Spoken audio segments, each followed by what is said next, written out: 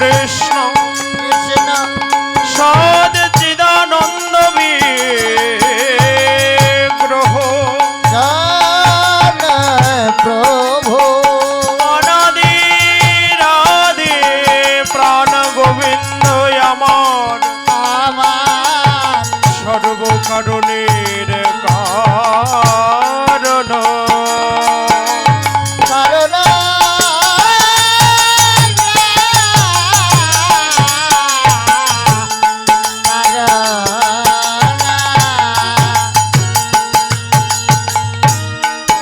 ভগবান শ্রী গোবিন্দ আমার প্রভাত কালে মা শচী দেবীর থেকে মা যশোমতীর থেকে অনুমতি লয়ে লয়ে গোষ্ঠ গোচারণে এসেছে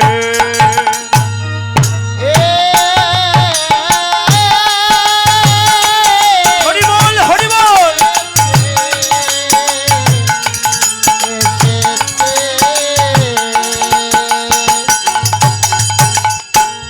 মহাজন বললেন এই যে মোবাইল বাবু মোবাইল গোষ্ঠ গোচারণে এসে কি করলেন বলে রাম কৃষ্ণ দুটি ভাই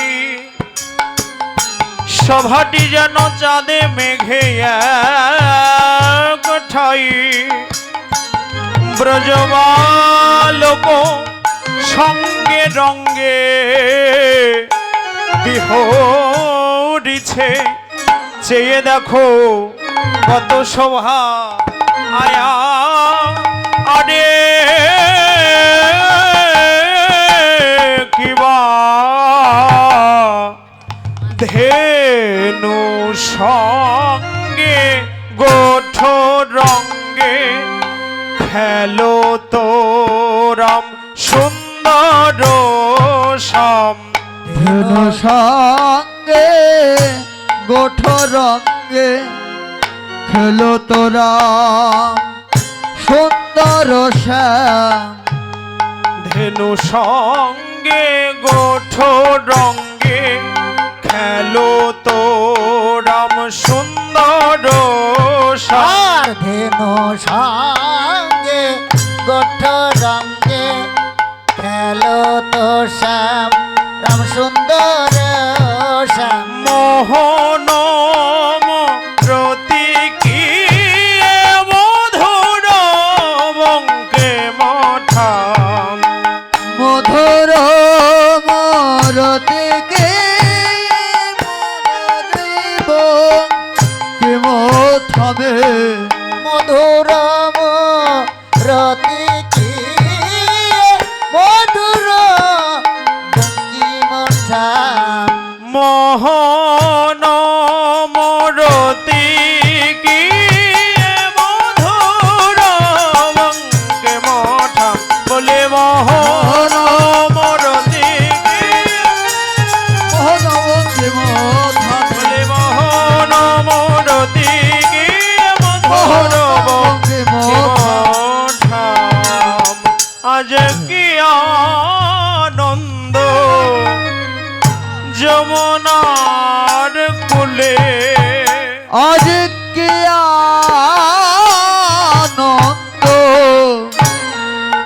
যমুনার কুলে বলে কি আনন্দ যমুনার কুলে আজ কি আনন্দ যমুনার কুলে আমার রাম বলরাম কৃষ্ণ খেলা করে কি আনন্দ যমুনার তীরে বলরাম কৃষ্ণ খেলা করে আজ কি আনন্দ যমুনার তীরে বলরাম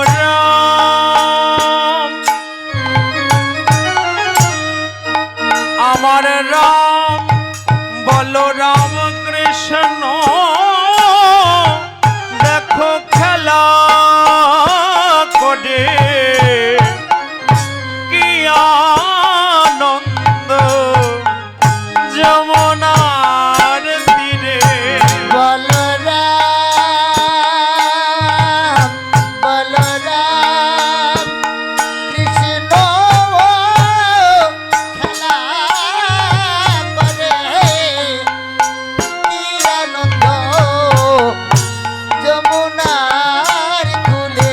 আর কাচনি পাচনি বেদ্র বিষাণ মুরলি খুরলি কানরে। আর কাচনে পাচনে বেতরবেশ মুরলি খুরলি গাঙরি। আর কাচনি পাচনি বেদ্র বিষাণ মুরলি খুরলি কানরে। আর কাচনে পাচনে বেত্র বিশাল মুরলি খুরলি এ এ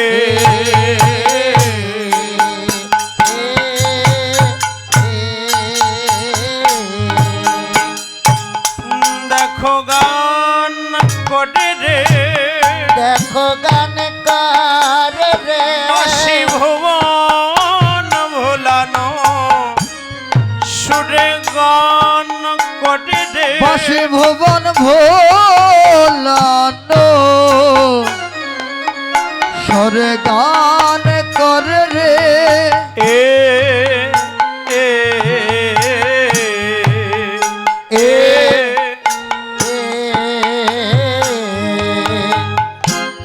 পদকর্তা পদের প্রথমেই বললেন ধেনু সঙ্গে গোঠ রঙ্গে খেলো তো রাম সুন্দর শ্যাম। আমি প্রথমেই বলেছি ফিরা গোষ্ঠ বললে ভুল হয়, গোষ্ঠটা হবে উত্তর গোষ্ঠ। মূলাধার থেকে সহস্র দলে পৌঁছানোর যে পথ একে বলা হলো উত্তর গোষ্ঠ। এখান থেকে এখানে পৌঁছাতে হবে। কৃষ্ণ চলে এলেন মূলাধারে খেলা খেলতে। ওখানে খেলা খেলছে কাদের সঙ্গে? 24 জন রাখাল লয়ে। 24 জন রাখাল বৃন্দাবনে আছে, মা আছে তো? আমাদের দেহ বৃন্দাবনেও 24 জন রাখাল আছে। তারা কে?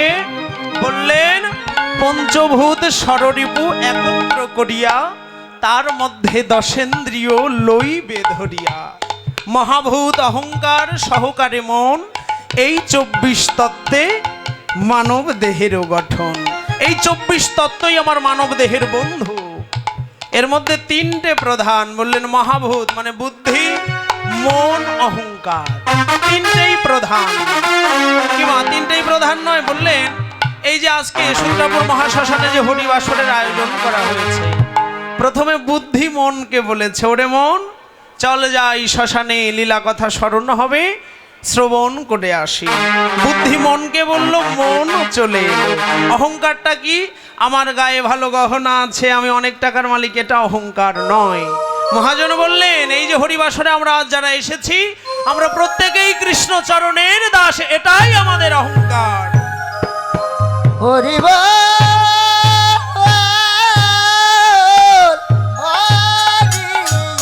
হরি হরি হরি হরি।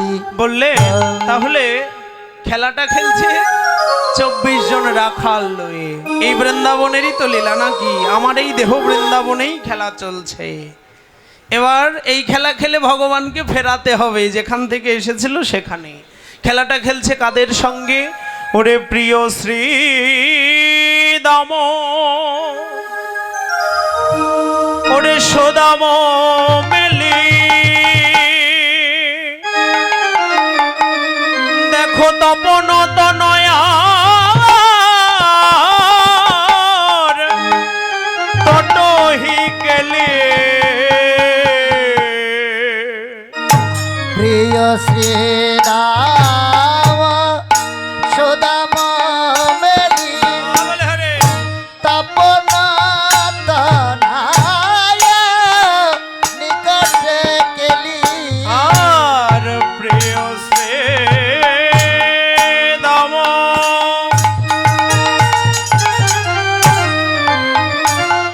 ওরে সুদাম মেলে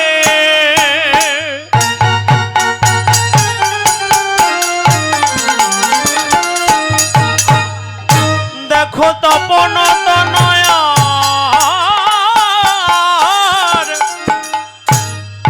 তটহি কেলি আর প্রিয় দাম দাম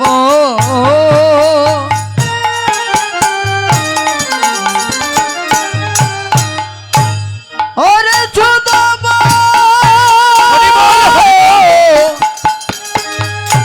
মেলি ওরে তপন তনয়া ততহি কেলি আর ধবলি শ্যামলি আয়রি আয়রি ফোকারে চালত কান রে ধবলি শ্যামলি আয়রি আয়রি তপন চলো তো গানরে আর ধবলে শ্যামলে আয়রি আয়রি ফোকারে চলত কান রে আর ধবলে শ্যামলি আয়রে আয়রে ফোচালে চলো তো গানরে এ এ এ এ বলে আয়ে ধবলি আয়ে শ্যামলি বলে আয় ধা বলি আয় শ্যামলি বলে আয় আয় ও ধবলি আয় না বলে আয় ডাকে আয় ধবলি আয়ে শ্যামলি ডাকে আয় ধবলে আয় শ্যামলি ও তোদের গৃহে ফেরা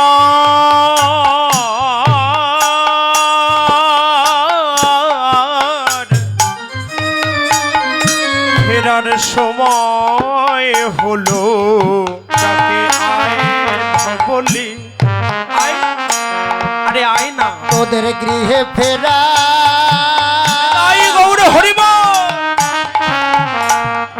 ওই যে সময় হলো আয় ধবলি আয় শ্যামলি এ এ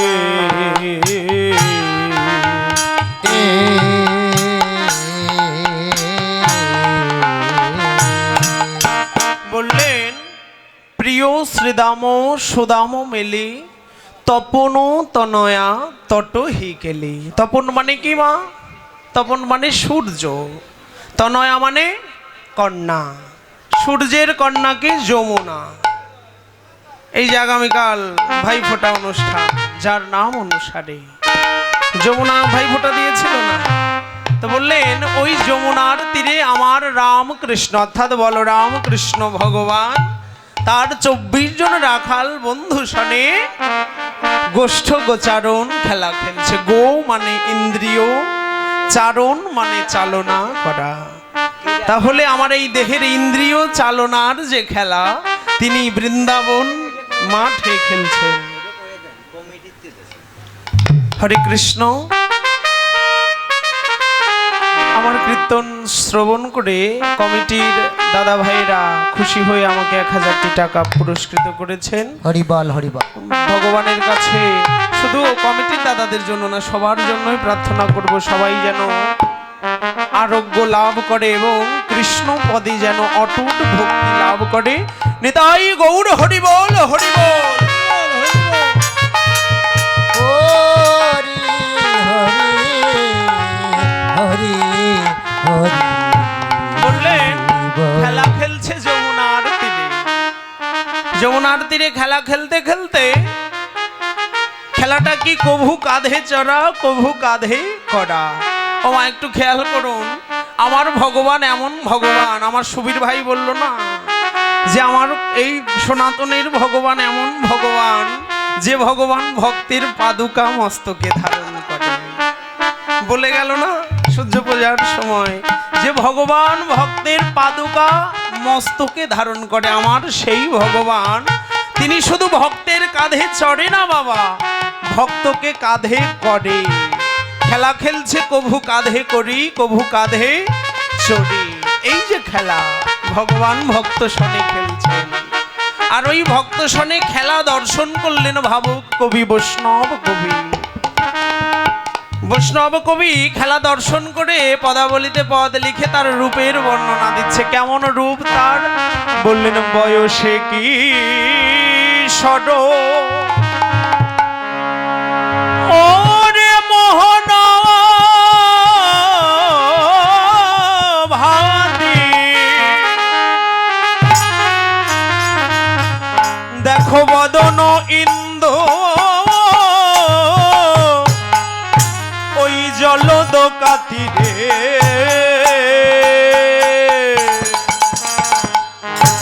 বয়স কিশোর জলদ ভাতি, ও বসনিন্দু জলদ কাতিরে, বয়সে কে সড। আমার কিশোর মানে যার বয়স 12 বছরের ঊর্ধ্বে গেছে। ওরে মোহন ভাতি,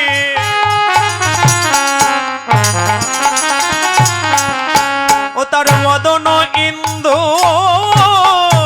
ওই জলদ কাতিরে, আর বয়সে কিশোর মোহন ভাতি,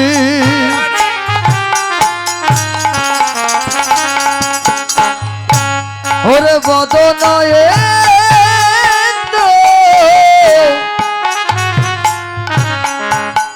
জলদ কাতি, আর চারু চন্দ্রা এই গুঞ্জাহার বদনে মদন ভানরিয়া, গুঞ্জাহার বদনে মদন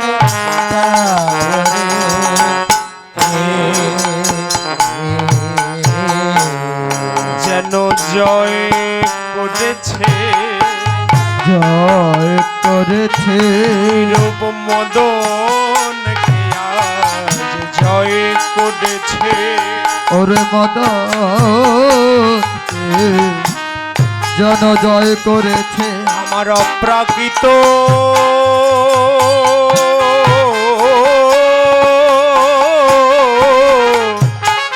এই নবীন মদন যেন মদন কে আজ জয় করেছে। বলি অপ্রাকৃত হরি বল, হরি বল গাচ্ছে। নবীন বদন ওই যে মদন কিবার জয় করেছে। এ এ